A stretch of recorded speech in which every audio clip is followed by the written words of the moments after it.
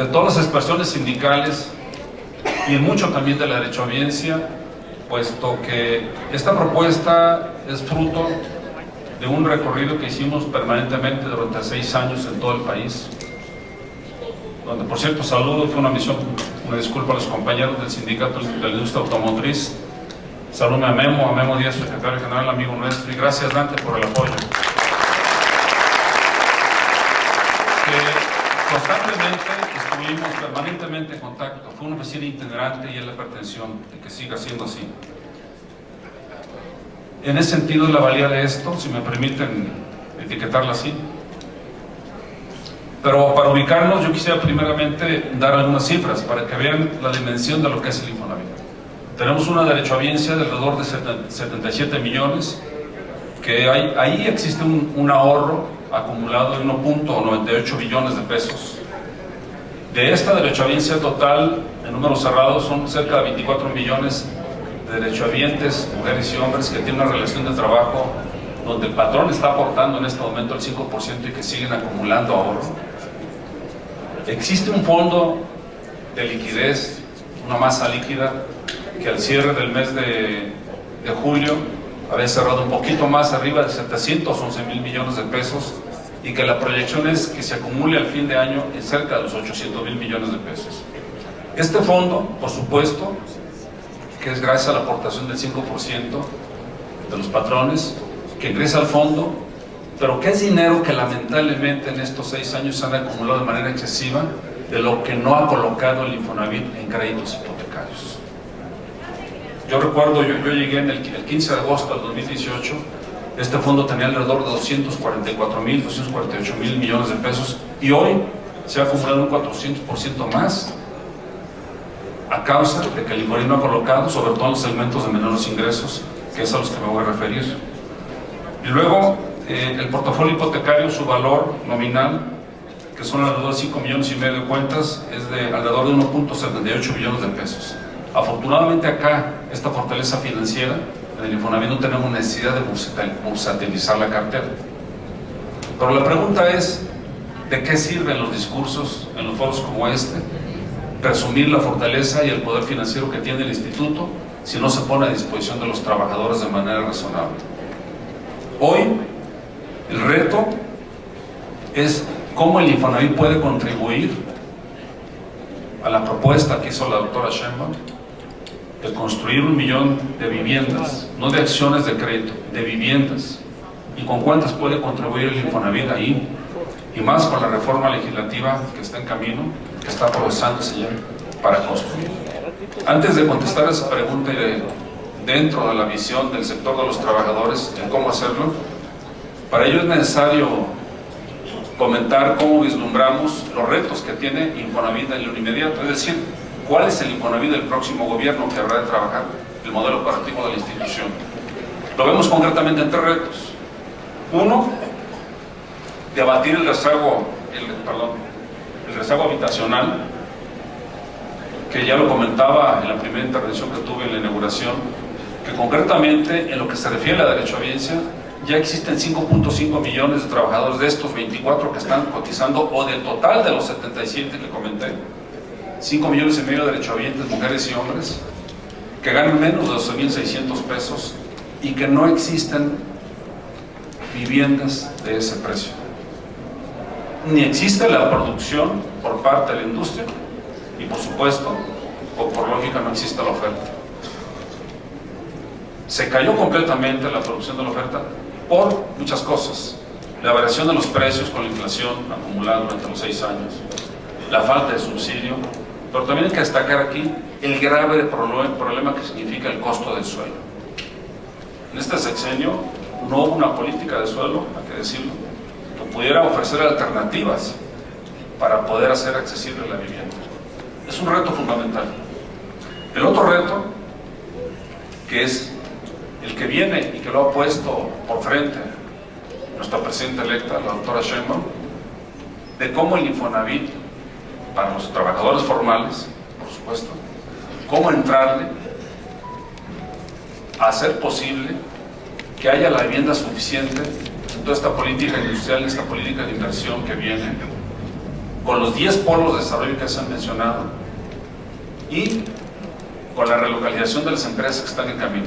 Comentaba en primera intervención que hace 3 semanas el secretario de Estado Anthony Blinken de Estados Unidos comentó y hizo público de que Estados Unidos habrá de traerse la inversión que tiene en el tema de semiconductores de 11 países y una parte la habrá de traer a Costa Rica y la otra a nuestro país. Es decir, se prevé la necesidad de uso de suelo para la industria, se prevé la necesidad de energía, de agua y también el tema de la vivienda. Sin vivienda obrera no habrá inversiones, no habrá nearshoring, no habrá relocalización de inversiones. Así de sencillo. Lo que le da sentido de pertenencia a la mano de obra de los trabajadores es la vivienda. El reto es cómo hacerle. Primero la vivienda, primero los servicios, o hacer una coordinación interinstitucional adecuada para esto. Y el otro reto fundamental que vemos en el sector de los trabajadores es que el Infonavit adecue sus capacidades que tiene, tanto operativas y muy fundamentalmente lo que tocó aquí el director del sector empresarial, fortalecer la capacidad de diálogo entre los sectores. Hay que recordar que el Infonavit no es gobierno, hay que recordar que el tripartismo Infonavit se vive a plenitud, de igual a igual, entre sector gobierno, trabajadores y sector empresarial. Esos son los 3 primeros retos que vemos. ¿Cómo hacer para corresponder al reto que la doctora Sheinbaum ha fijado a la industria del Infonavit? Hoy creemos muy firmemente que el Infonavit sí puede aportar, hay que decirlo con mucha claridad, sí puede aportar un poco más arriba del 1% del Producto Interno Bruto, que será un poco más de 300,000 millones de pesos en derramas de inversión y generar alrededor de 2 millones de empleos directos e indirectos por cada año. Hoy el Infonavit, con el programa operativo anual que tenemos en curso, hace una derrama de alrededor de 255,000 millones, entre lo que fondea directamente el Infonavit y lo que financian por los bancos, mayormente el Infonavit, un 80% por supuesto. 255,000, y el compromiso sería, de parte del instituto, de aportar 100,000 viviendas más con la reforma para construir, que números daría una sumatoria total de alrededor de 300,000 millones de pesos, pensando en una vivienda de alrededor del precio de los 580,000 pesos, que significa un poco más arriba del 1%. Pero esto, por supuesto que el Infonavit tendrá que hacerlo a través del sector privado. La reforma constitucional prevé que el Infonavit pueda tener habilidades constitucionales, jurídicamente hablando, para poder construir. El tema no es nada más el discurso y la retórica de que el Infonavit construya. Hay que evitar que el Infonavit regrese al pasado con vicios y excesos. Que en su momento la reforma sea lo suficientemente transparente y adecuada a las capacidades financieras del propio instituto. Hay que hacer en su momento que la subcontratación del Infonavit quede completamente legitimada en la reforma, que pueda subcontratar. El Infonavit no puede ser una constructora. Quien esté pensando que el Infonavit puede ser una constructora es un error. El Infonavit debe seguir siendo la gran institución financiera al servicio de los trabajadores. Hoy, con esta urgencia y con este reto que tiene el Infonavit de construir, pero subcontratando, y para ello debe estar la industria, debe estar el sector privado con las mejores prácticas empresariales de poder hacerlo. El Infonavit tiene ese reto, transitar con el tema, con el apoyo del legislativo, pero en su momento dictar bien a través del Consejo de Administración cuáles son las reglas de operación y los lineamientos de contratación para poder construir, para poder subcontratar. Un minuto, director, por favor. No hay nada más. Somos de los mismos. Bueno, la liberación que proponemos, déjenme decirles muy concretamente, si no se pone la riqueza del Infonavit al servicio de los trabajadores, no tiene sentido venir aquí a presumirla. ¿Qué es lo que estamos proponiendo nosotros? ¡Bravo!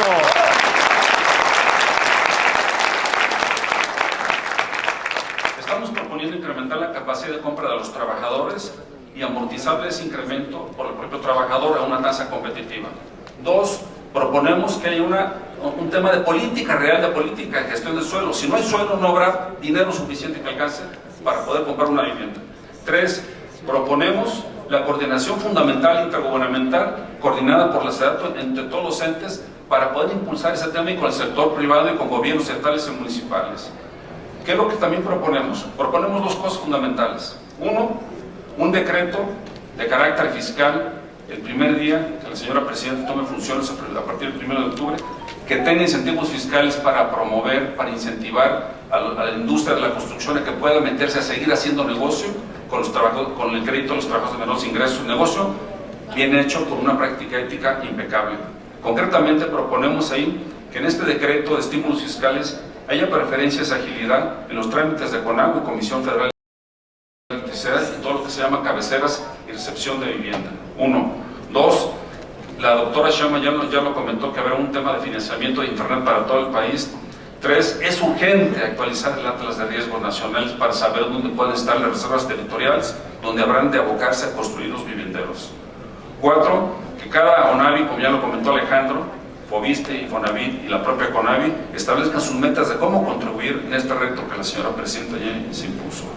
Y otro, por supuesto, promover junto con el INS, por ejemplo, el tema de equipamiento urbano en los centros habitacionales, concretamente las clínicas, las unidades municipales. Ya en Jalisco sucedió, fui delegado en algún momento hace más de 5 años y tuve esa experiencia, ese modelo que sí se puede hacer de manera coparticipativa.